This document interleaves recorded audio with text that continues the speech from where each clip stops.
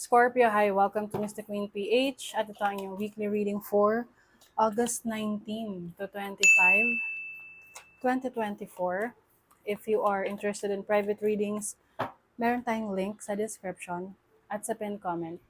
Paki-check nyo na lang yung information kung paano mag-book for a private reading. Okay, let's see what's coming to you, Scorpio. Ngayong week na to, ayan ang ingay. Pasensya na kayo sa mga background noise ha. Kasi nasa baba ako ng bahay. So, mas malapit ako sa maiingay.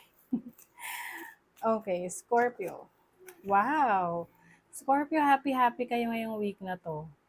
Mag-happy-happy. Baka meron kayong mga celebration, or you're going to have a good time with your friends, with your family. Ayan, may masayang event. Maaaring meron kayong na-fulfill na goal ninyo, may na-achieve kayo. Higher power. Some of you, yung inyong third eye nag-open. Maaring kayo ay mas nagiging sensitive, no, sa energies around you. Maaring mas lumalakas ang inyong instinct. Mas nagiging, tapping into your intuition. So, yung iba sa inyo nagkakaroon ng spiritual awakening. You are realizing about a lot of things about life. To be fair, ayan. So, this is wisdom. So, maaring meron kayong kailangan pagdesisyonan ngayong week na to na uh, nangangailangan ng matinding pag-aaral. Oo. Kailangan nyo ng uh, kailangan yung pag-aralang maigi. Yung iba may pipiliin. Baka may pinagpipilian kayong trabaho, career, or business, relationship, or anong path yung tatahakin ninyo. And I think, ang gagamitin nyo rito, hindi yung logic, hindi yung practicality, but kung ano yung nararamdaman mong best. Yes, dahil alam mo lang, you just know na yun yung makakabuti para sa'yo. Your overall energy is the Knave of Swords. So, gathering information. You are very curious. Oo, yung iba sa inyo nag-aaral, meron kayong gustong matuklasan pa, i-research, gusto nyong mas madagdagan ng inyong knowledge, yung inyong skills. So, you're learning a lot. Okay, so your challenge is the Eight of Swords. So, ayun lang. Maaring overthinking na kayo. Diba minsan, kapag marami tayong gustong malaman, gusto natin mabilis, no? Yung tipong, gusto ko in 1 week, alam ko na tong skill na to. Case-to-case basis, no? Minsan, hindi rin maganda na parang gusto mong i-compress sa isang specific, a short period of time, yung knowledge, yung skill. Kasi minsan, merong mga kaalaman at skill na nangangailangan na mas maraming oras at panahon. So, relax lang kung ano lang yung kaya mo, no? Kasi hindi rin naman yan mare-retain sa isip mo kung saturated na, kumbaga overwhelming na. So, iwasan ang pag-overthink, Scorpio. So, your opportunity, the Tower. Nako, parang meron kang bubuwagin. Oo, pwedeng old habits. Ito yung tipong kaya siya mabubuwag is because hindi na siya functional, hindi na siya maayos. Kailangan ng tibagin. Para makapagpatayo ka ng bago. Yung iba, literal, meron kayong bubuwagin sa bahay. Bubuwalin, ano ba? Yung parang sisirain para matayuan ng bagong bahay. So, you have the opportunity to make drastic changes in your life. So, pwedeng merong drastic change sa buhay mo ngayong week na to. I think part yan ng iyong decision making. Your blessing is the Knight of Swords. I think ngayong week na to, mas magiging open ka sa gusto mong sabihin sa isang tao. Kung dati ikaw yung tipong parang nag-filter ng gusto mong sabihin, ngayong week na to, hindi mo na i-filter yan. Magiging totoo ka na sa sarili mo. Na may lakas loob ka na magsalita to express what you really want. Okay, so let's see your money, career, finances. So you have the 9 of Cups. Ang dami. 9 of Swords. 6 of Swords, 2 of Swords. Meron kang fulfillment, no? Meron kang wish na matutupad. Oo, ngayong week na to, maaring sa trabaho mo, sa business, sa career mo, pero medyo overwhelming siya, no? Na tipong marami kang kailangang isipin, marami kang kailangang asikasuhin. For example, wish mo na sana dumami yung aking mga customers or buyers, clients. So dumami nga siya. Pero hindi mo pinaghandaan or hindi ka handa doon, no?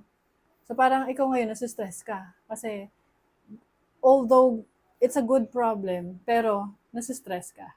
You get what I mean? So ngayon, maaari meron kang major decision na gagawin sa business mo, trabaho, career, or sa finances mo para mabawasan yung stress na yon. Gagawin mo siya ng paraan para masolusyonan mo rin. Oh, ito yung sinasabi ng iba na, good problem. Kasi yung needs mo nandun, nakukuha mo. So, your love life, Queen of Wands, Ace of Coins. So, some of you merong nagsisimula rito na bagong relationship. So, pwedeng nagsimula to as something na very fiery, exciting, very passionate. But, syempre kapag ganitong klaseng relationship, you have to be careful kasi minsan, parang ano lang siya, no? Yung bugso ng damdamin. Na hinay-hinay lang din kasi wag mo munang ihulog yung sarili mo dun sa connection na to, lalo na't nagsisimula pa lang. Kasi pwedeng the person that you're dealing with is, ano lang siya, gusto lang niya ng adventure sa buhay, 'di ba? Gusto lang muna niya ng excitement. Okay, let's see what else. You have the Bear. Ito yung maging maingat ka sa pag-suspend ng resources mo. So you have to be careful sa pera mo, kung paano mo to gagamitin, kung ano yung priority, 'di ba? Unahin muna yung priority para pagdating sa needs ninyo, mapo-provide, no? Be careful in spending your resources. Okay? Kailangan aware ka dyan. You also have Stork. Maaring merong pagbabago, no? May transformation that is going to happen to you. Let's see in what area of life. 5th house. O, yung iba sa dating. Oo, maaring merong bagong relationship or may magpapakilig sa'yo. Some of you, maaring mas magiging creative kayo. Yung iba naman, pwedeng may baby na parating. Oh my God, 5th house is about having a child, children. So pag mga ganyan, tapos you are dating someone, be careful, lalo na kung hindi ka pa sigurado, hindi ka pa handa for a responsibility. Okay? Also have clouds. So ito yung mga iniisip mong problema, no? Oo. So like what I mentioned kanina, maaring meron kang opportunity sa trabaho, career, or business, pero nangangailangan siya ng responsibilities, no? So, kung ano lang yung kaya mong i-handle, yun lang yung kunin mo. Para hindi ka ma-overwhelm, kasi ikaw rin yung mahihirapan. Okay, let's see what else. Period of prosperity and abundance. Wow, ang ganda naman ito, Scorpio.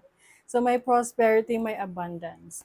Ano yung na-experience ko yan noon na hindi mo na pinapansin yung pera kasi parang papel na lang sa'yo yan. But, so, sa sobrang mong busy, alam niyo yun, na-experience niyo ba yun na sa sobrang mong busy, hindi mo na napapansin kung gaano nakadami yung pera mo. But ang focus mo na lang is kung paano mo pa mas magiging mapapaunlad kung ano yung trabaho mo, yung career mo, or yung business mo. So, yung iba sa inyo, you will have prosperity and abundance. Someone is going out of your life or the end of a situation. So, yung iba sa inyo, maaring merong ika-cut off na person sa buhay nyo, or pwedeng itong taong to aalis, no, sa inyong buhay for some reasons.